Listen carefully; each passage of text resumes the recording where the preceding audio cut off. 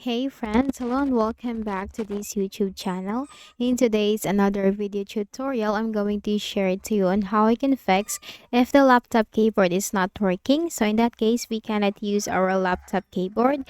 So what we can do is we need to go directly to the process.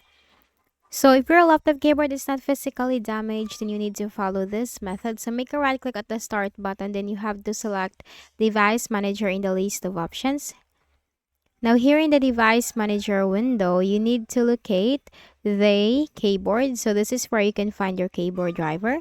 Now simply make a right click and then select update drivers. Search automatically for drivers. Now the best drivers for your device are already installed. After that, you just need to restart your Windows once.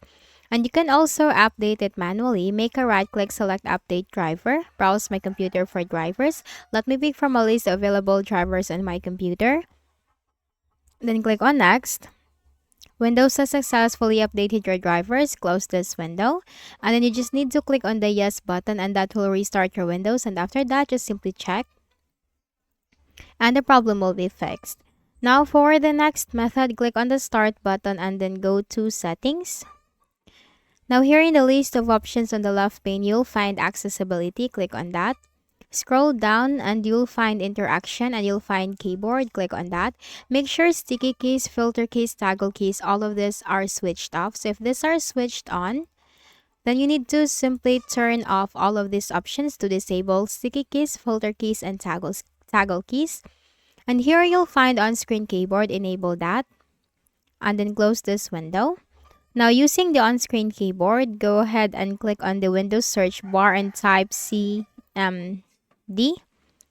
Hit and then we are going to click on run as administrator in the right pane. Do not forget to run the command prompt as an administrator so that the command will work. Now here in this block window, type SFC space / scan now. It's SFC space / scan. Now, this is the system file checker scan. This will check and fix for all system corrupted files, which is a very helpful fix. Hit enter.